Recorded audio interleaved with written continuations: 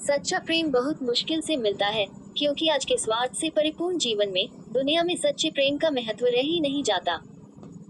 कहीं खूबसूरती के दीवाने मिल जाते हैं तो कहीं वाकपटुता एक दूसरे को करीब ला देती है, पर अधिकतर मामलों में हवस ही प्रधान होती है। 4 दिनों का साथ फिर चल दिए किसी और की तलाश में। दिल मिले, ऐसा बहुत कम होता है, क्योंकि अगर दिल मिल गए तो वे कभी एक दूसरे से अलग हो ही नहीं सकते और निस्वार्थ भाव से अपने सुख की बलि देकर भी दूसरे के सुख की चाह को कायम रखते हैं। दुनिया भी तेजी से बदल रही है और आज दुनिया के सार्वभौमिकरण के कारण प्रेम रिश्तों की परिभाषा भी बदल रही है। हमारी संस्कृति, हमारे व्यवहार, कार्य आदि से दूसरे प्रभावित हो रहे हैं तो दूसरों की इन बातों से हम भी। आज गर्लफ्रेंड या बॉयफ्रेंड यार होना आम बात हो गई है। कुछ देशों में तो बस इसे यार दोस्त के रूप में देखा जाता है, पर कुछ देशों में इसका मतलब यार दोस्त से कुछ अलग या बढ़कर ही होता है। खैर, आज के समय में प्रेम करने के लिए, प्रेम दर्शाने के लिए लोगों के पास समय की भी कमी हो गई है। लोग सब कुछ चट मंगनी पट विवाह की तर्ज पर चाहते हैं। सूरज, जी हाँ, यही नाम था उस लड़के का। उम्र कोई 19-20 की होगी, एकदम से दुबला पतला। पढ़ने में ठीक ठाक था, शहर में रहकर अपनी पढ़ाई कर रहा था। वह जिस महाविद्यालय में पढ़ाई करता था वह शहर से थोड़ा बाहर था और पूरी तरह से जंगल जैसे क्षेत्र में था।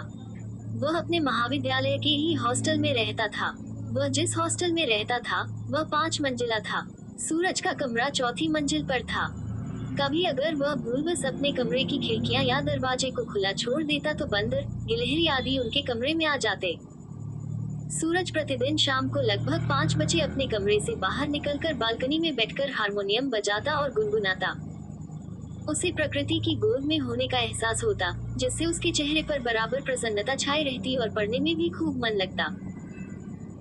एक दिन जब वह बालकनी में बैठकर हारमोनियम बजा रहा था और सुमधुर आवाज में गुनगुना रहा था, तभी अचानक उसे पता नहीं क्यों ऐसा लगा कि कुछ दूरी पर एक जंगली पेड़ की ओर से कोई उसे देख रहा है। वह थोड़ा सकपका गया, पर थोड़ा संभलकर और हारमोनियम बजाना बंद करके गुनगुनाते हुए ही खड़ा होकर दूर उस पेड़ के आसपास देखने लगा, पर अब उसे वहां कोई दिखाई नहीं दे रहा था। उसने इसे अपने मन का वहम मान लिया तथा साथ में ये भी कि हो सकता है कोई छात्र आदि हो जो उधर घूमने गया हो। पर ऐसा संभव नहीं था, क्योंकि वह पेड़ थोड़ा दूर था और उधर कभी भी कोई छात्र अकेले नहीं जाता था। हाँ, कभी कभी कुछ उत्साही छात्र जाते थे, पर वे भी टोली में। खैर, वह फिर से आकर बैठकर हारमोनियम बजाने लगा, पर अब उसका मन हारमोनियम बजाने और गुनगुनाने में न लगकर बार बार उसी पेड़ की ओर चला जाता। दूसरे दिन जब वह बालकनी में हारमोनियम लेकर बैठने ही जा रहा था, तभी अचानक उसका ध्यान उस जंगली पेड़ की तरफ चला गया, पर वहां उसे कोई नहीं दिखा। फिर वह बालकनी में बैठकर हारमोनियम बजाने लगा, पर पता नहीं क्यों हारमोनियम बजाते बजाते आज भी अचानक उसका ध्यान उधर जाने लगा। उसने अपने मन व आंखों पर काबू करने की कोशिश करके जो ही एक लंबी तान छेड़ना चाहा, त्यों ही फिर से उसका ध्यान उस पेड़ की ओर चला गया।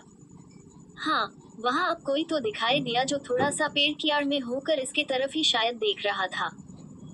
सूरज अपनी जगह पर खड़ा हो गया और गौर से उस पेड़ की ओट में खड़े व्यक्ति पर अपनी नजरें टिकाने की कोशिश करने लगा। जी हाँ, वहां कोई तो था, और वह भी अकेले। और इतना ही नहीं, ये भी सही बात थी कि वह सूरज को ही देख रहा था, पर अभी भी यह क्लियर नहीं हो पा रहा था कि कौन है, कोई बाहरी आदमी, कोई औरत या महाविद्यालय की ही कोई छात्र या छात्रा। रात को सूरज की नींद गायब थी। वह लेटे लेटे बार बार यही सोचने की कोशिश कर रहा था कि आखिर वह कौन है जो पेड़ की ओर से उस पर नजर लगाए रहता है। कहीं कोई गलत इरादे से तो उसे नहीं देख रहा।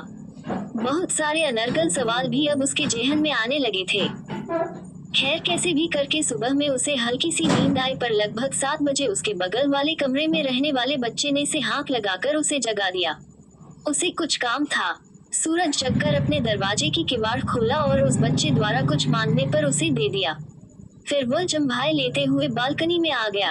अरे ये क्या, इतनी सुबह? फिर उस पेड़ के पीछे उसे कोई दिखाई दिया, पर आज वह व्यक्ति ऐसा लग रहा था कि हाथ के इशारे से उसे बुला रहा हो। दूरी थोड़ी अधिक थी और छोटे छोटे झुरमुट और पेड़ आदि भी तो थे, इसलिए कौन है ये स्पष्ट नहीं हो पा रहा था। खैर, अब सूरज पूरी तरह से तल्लीन होकर उस पेड़ के पास ही देखने लगा था। धीरे धीरे सूरज के मन एकाग्रता और शरीर की बेचैनी बढ़नी शुरू हो गई थी और अब उसे ऐसा लग रहा था कि उस पेड़ के पास कोई किशोरी खड़ी है जो हाथ के इशारे से उसे बुला रही है। सूरज को पता नहीं अब क्या होने लगा था। उसका दिमाग काम करना बंद कर दिया था। वह क्या करे क्या ना करे, अब उसके हाथ में नहीं था। अचानक सूरज को आभास हुआ कि वह यहाँ से आराम से कूदकर उस बाला के पास जा सकता है। पता नहीं उसकी मानसिकता कैसे इतना बदल गई कि वह अब देखा न था और अचानक उस चौथे मंजिल के बालकनी से छलांग लगा दी। छलांग लगाते ही उसे ऐसा लगा कि पेड़ के पास खड़ी लड़की अचानक उड़कर उसके पास आ गई और उसे थामकर उसी पेड़ के पास लेकर चली गई। ये सब इतना जल्दी हुआ कि सूरज कुछ भी समझ नहीं पाया। पेड़ के पास जाकर सूरज एक बिछड़े प्रेमी की तरह गुनगुनाने लगा और वह बाला मन मन मुस्कान के साथ थिरकने लगी। सूरज तो पूरी तरह से खोया हुआ था। उसे कुछ भी पता नहीं चल रहा था। वह कौन है और कैसे यहाँ आ गया।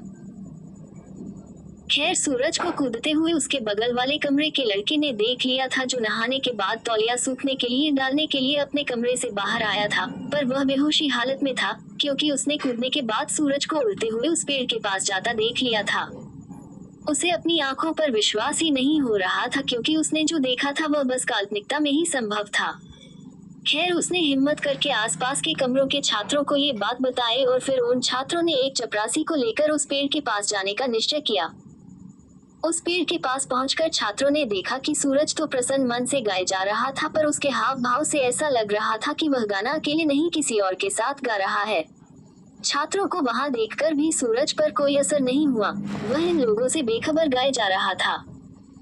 अंत में उसके कमरे के बगल वाले कमरे के लड़के ने उसे पकड़कर रोकना चाहा, पर फिर भी सूरज अनजान था कि वहाँ ये छात्र आदि भी हैं। अचानक सूरज का गाना बंद हो गया और वह तेज आवाज में चिल्लाया, कहाँ गई तुम? देखो, आंख में चौली न खेलो, मेरे सामने आओ।